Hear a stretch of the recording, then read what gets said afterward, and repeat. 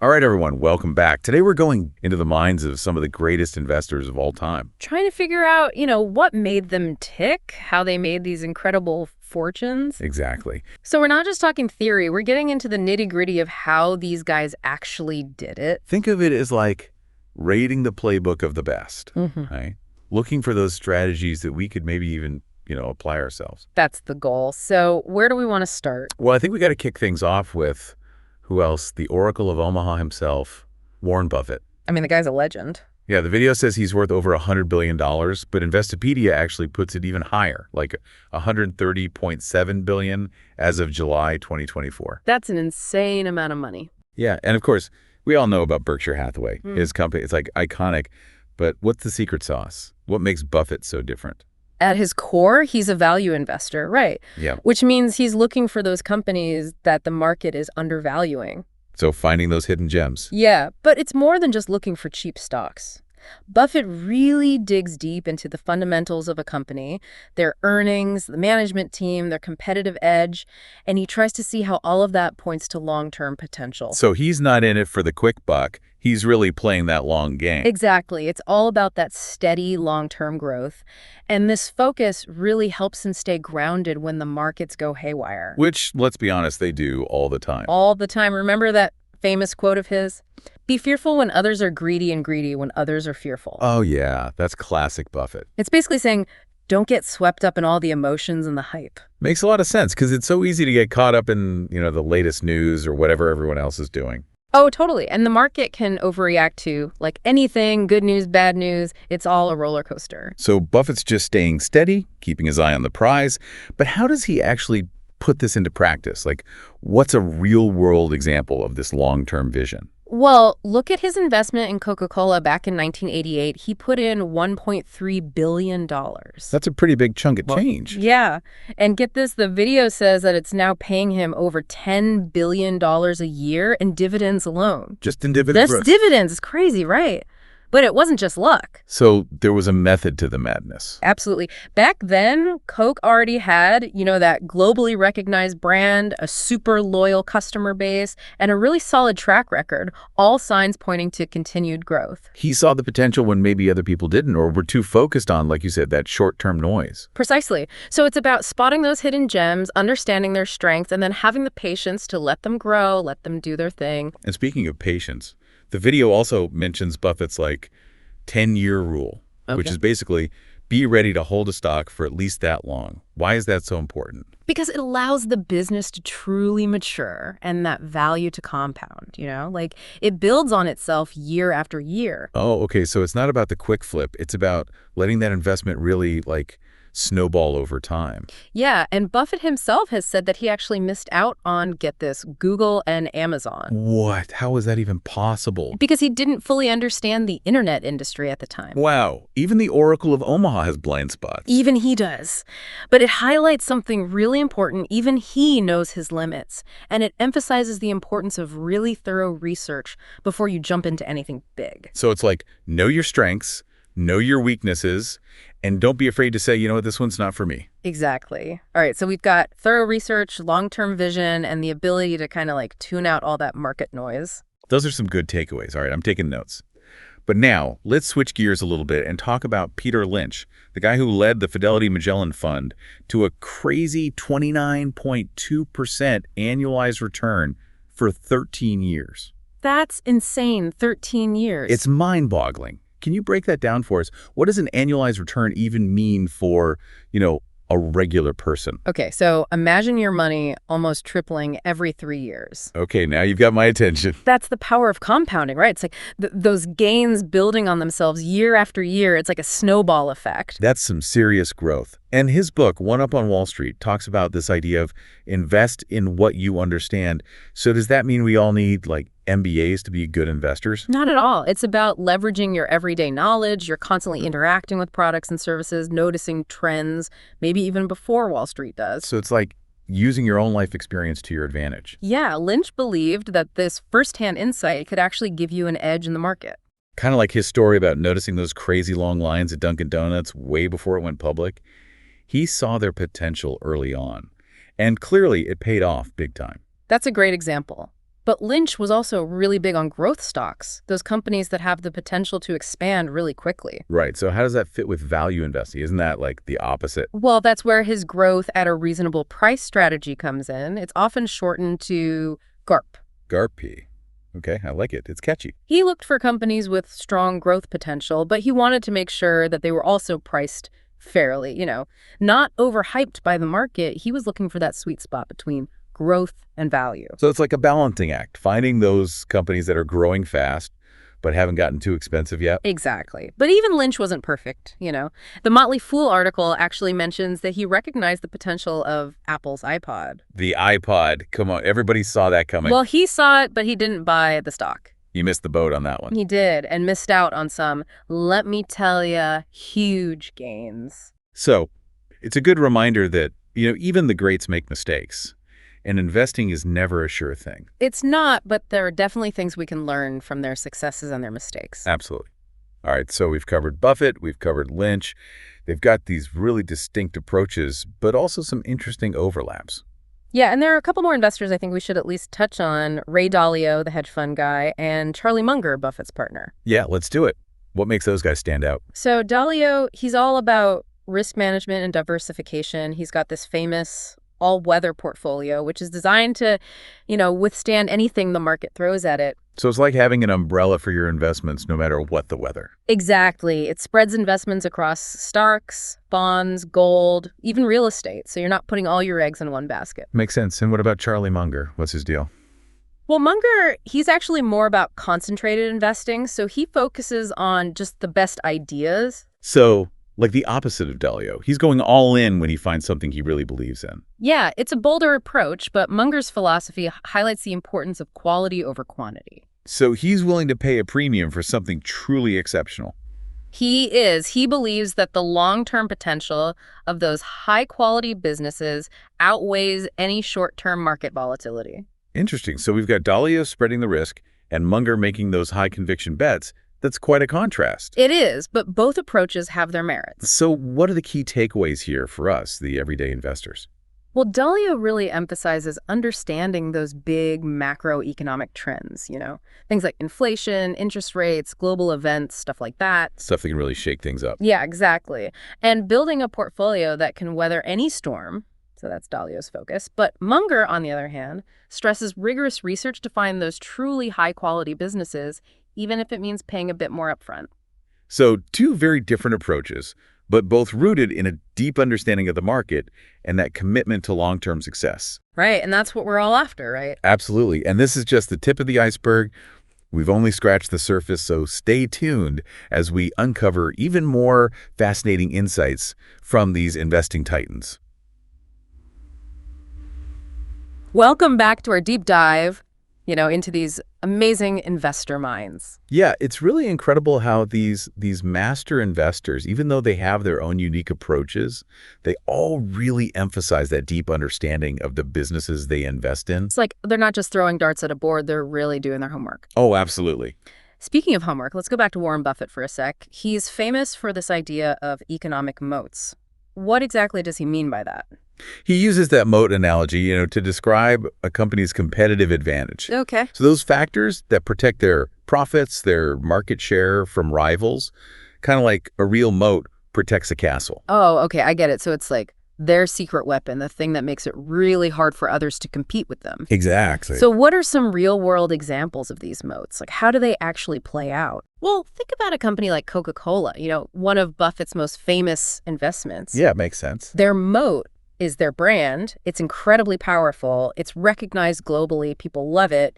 It'd be almost impossible for a new competitor to just come in and replicate that level of brand loyalty. Yeah, that's true. You can't just create Coca-Cola overnight. Right, exactly. So a strong brand can be a powerful moat. What other kinds are there? Another example would be a cost advantage. So think about Walmart. Okay, yeah. They can leverage their massive scale to offer lower prices than their competitors, which makes it really hard to undercut them. Yeah, you can't really compete with Walmart on price. They're just too big. Right. And then there's the network effect. So like Facebook, Okay. the more people use the platform, the more valuable it becomes to both users and advertisers. So it creates this self-reinforcing cycle that's really hard to break. So it's like the more people use it, the stronger it gets and the harder it is to compete. Exactly. So it's not just about being good at what you do, it's about having that extra edge, that thing that sets you apart. Right. So how can someone actually spot these modes when they're researching a company? Like, are there any clues? It takes a bit of detective work, but you can look for clues like high profit margins, compared to their competitors, consistent earnings growth over time, Right. a dominant market share that they've been able to maintain. These are all kind of signs of a strong moat. So it's like looking beyond just the basic numbers and really understanding how the business actually creates and sustains its success. Yeah, exactly. It's about seeing the company as a living, breathing entity, not just a bunch of financial data points. I like that. All right. On to Peter Lynch. Now, we talked about his invest in philosophy. Right. But he also had some pretty specific criteria for finding those hidden gems. What were some of the things he looked for? He actually categorized companies based on their growth potential. Okay. So he was a fan of what he called fast growers. Fast growers. I like it. Makes sense. Yeah, so these are companies with rapid earnings growth, but smaller market caps, which means they could be potentially undervalued. So think like a small tech company disrupting an industry with some new product or something. Yeah, exactly. Higher risk, but also potentially higher reward. Did he have any categories for, the more cautious investor? Maybe someone who's not looking for those high growth, high risk plays? He did. He also looked at what he called stalwarts. The stalwarts. So these are large, well-established companies, with steady, predictable growth. So think like a blue chip company. Exactly. Less likely to, skyrocket in value, but they offer a more stable investment. Okay, so he had categories for different levels of risk and growth potential. That's interesting. Any other colorful terms he used to describe the companies he was looking at? He was also known for seeking out what he called cyclicals, so companies whose fortunes kind of rise and fall with the economic cycle. Cyclicals, okay. So think like car manufacturers or airlines, and then there were turnarounds. Turnarounds, what are those? So these are companies that are struggling but showing signs of recovery. So he was basically looking at businesses from all these different angles, trying to find opportunities wherever they might be hiding. He really was. What about companies with like valuable assets that might not be reflected in their stock price? Did he have a term for that? Yeah, he called those asset plays. Asset plays. Companies sitting on something valuable like real estate or patents that the market might be undervaluing. Wow, he created a whole taxonomy for classifying businesses. He did. It really highlights how diverse the investment landscape can be. There's so many different ways to approach it. There really is, and that's part of what makes it so fascinating. There are countless approaches and strategies to consider, each with its own risks and rewards. Speaking of risk, let's go back to Ray Dalio for a minute. His big focus on diversification. Does that kind of contradict Buffett and Lynch's more concentrated approaches? It's a matter of perspective, Buffett, with his concentrated bets, he really believes in thoroughly understanding a business and going all in when he sees that exceptional value. It's like a poker player going all in when they have a strong hand. They're not diversifying because they have like super high conviction in their choices. Exactly. Okay, and what about Lynch? He had over 1,000 stocks in the Magellan Fund. That sounds pretty diversified. It does, but he still believed in allocating more capital to his highest conviction ideas. So while he was diversified across many companies, he still concentrated his bets on the ones he believed in most. So diversification isn't about just spreading your bets evenly. It's about aligning your portfolio with your confidence level and your investment philosophy. Right, it's a personal thing. Makes sense. Now let's talk about, market psychology for a minute. Okay. We've got this famous Buffett quote, "Be fearful when others are greedy and greedy when others are fearful." How do these legendary investors, how do they stay grounded amidst all the emotional roller coaster of the market? I think for Buffett, it's about focusing on the long game. Okay. He knows that market fluctuations are inevitable, but he believes that quality businesses will prevail over time. So he actually sees market downturns as buying opportunities, like a chance to scoop up great companies at a discount. So it's like riding out the storm, knowing that the sun will eventually come out again? Exactly. And Lynch had a similar view. He emphasized the importance of patience. If you've done your research and you've chosen companies with solid fundamentals, the market will eventually recognize their true value. So it's all about patience and that long-term perspective. It really is. But the market is also constantly evolving, right? New trends, new technologies. How do these investors adapt to all of that? That's where continuous learning comes in. Okay, yeah, makes sense. Remember Charlie Munger, Buffett's partner? Yeah. He's a voracious reader.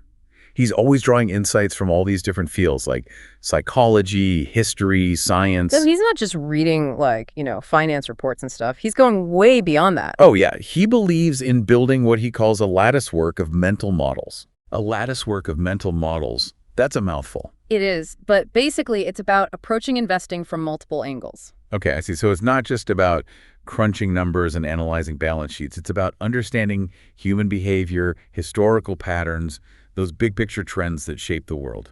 Exactly. He argues that the best investors are always expanding their knowledge base. They're always seeking wisdom from unexpected sources, trying to stay ahead of the curve. It's a powerful reminder for all of us, no matter what we're trying to achieve, right? Yeah. Like, the world's a complex place.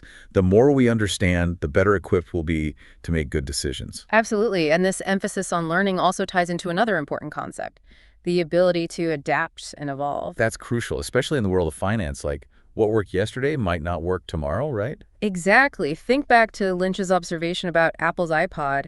He saw the potential, but he didn't adapt his thinking quickly enough to really capitalize on that opportunity.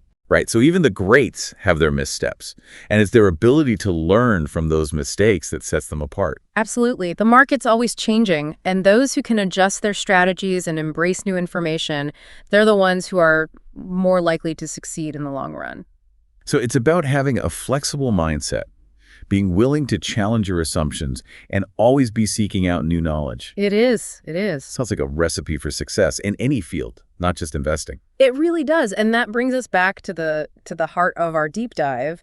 What have we learned from these legendary investors? Well, we've seen how they approach the market with this long-term perspective, focusing on the inherent value of a business, rather than getting caught up in those short-term market swings. Right. We've learned the importance of identifying those economic moats, those competitive advantages that protect a company's profits, and the need to really analyze a company's financials and understand its industry dynamics. We've also explored the power of using our everyday knowledge to find investment opportunities, just like Peter Lynch was talking about, and the importance of finding approaches that actually match our own knowledge and experience. We've seen the value of risk management and diversification, as emphasized by Dalio, and the power of concentrated bets on those high conviction ideas, as practiced by Buffett and Lynch. And perhaps most importantly, we've learned that successful investing, it's a continuous journey of learning, adaptation, and growth. It is. It really is. These investors, despite their different styles and strategies, they all shared that common thread, that relentless pursuit of knowledge, that willingness to challenge conventional wisdom, and an unwavering commitment to their long-term vision. That's a powerful message for all of us, whether we're seasoned investors or just starting out on our financial journey. As you continue on your own path, remember the principles we've uncovered today. Do your research, understand the businesses you're investing in, adopt that long-term perspective, and never stop learning. And most importantly, find an approach that resonates with you, aligns with your personal goals, risk tolerance, and investment philosophy. Because the most successful investors are those who stay true to themselves, making decisions based on careful analysis and thoughtful consideration.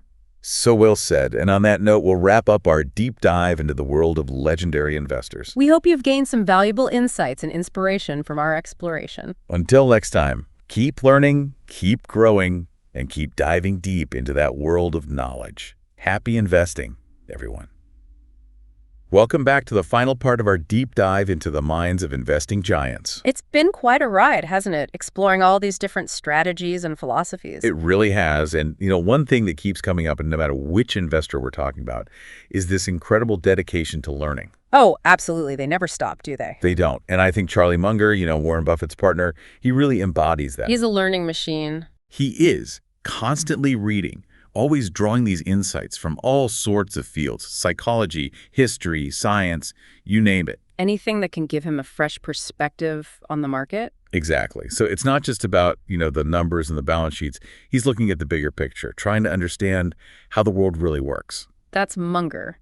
He believes that to be a truly great investor, you need this, what he calls a lattice work of mental models. Lattice work of mental models, still trying to wrap my head around that one. It's a mouthful, I know, but basically it means having a framework for understanding the world from multiple angles. Okay, so it's like having a toolbox with all these different tools, and each one is suited for a different task. The more tools you have, the better equipped you are to handle whatever comes your way. That's a great way to put it. And this whole idea of learning, it ties directly into another crucial skill for investors, that ability to adapt and evolve. Right, because the world's not standing still, is it? What worked yesterday might not work tomorrow. Exactly. And, we talked about Peter Lynch and his observation about the Apple iPod. He saw the potential, but he didn't adapt quickly enough to really make the most of it. Yeah, he missed the boat on that one. Even the best of us could fall behind if we're not willing to change with the times. That's true. The market is constantly throwing curveballs, and the ones who can react quickly, adjust their approach, those are the ones who stay ahead of the game. So it's all about having that flexible mindset, being willing to challenge your assumptions, and always, always keep learning. Always. Sounds like a pretty good recipe for success, not just in investing, but in life in general. I think so. All right, so as we wrap up this deep dive, let's take a minute to reflect on, what we've learned from these investing legends. All right. We've seen how they approach the market with this long-term perspective, focusing on a business's true value, not getting swayed by those, short-term market swings. And the importance of identifying that economic moat, the thing that gives a company a real competitive edge, and of course, digging deep into the financials, understanding the industry, all that good stuff. And remember Peter Lynch's idea of using your everyday knowledge to find investment opportunities.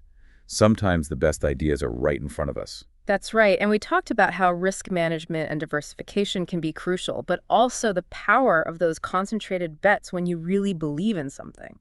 But I think the biggest takeaway for me, and maybe this is a bit cliche, but it's the importance of continuous learning, always adapting, always evolving. It's not cliche, it's fundamental. It is. The market's always changing, and the best investors are the ones who embrace that change, who never stop learning.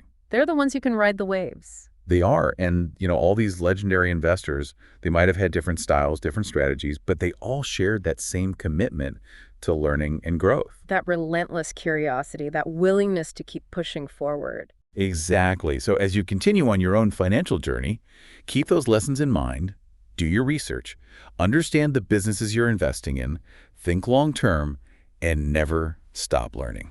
And find an approach that truly resonates with you, that aligns with your own goals and your risk tolerance. Because at the end of the day, the most successful investors are the ones who stay true to themselves, who make decisions based on careful analysis and, really thinking things through. Well said.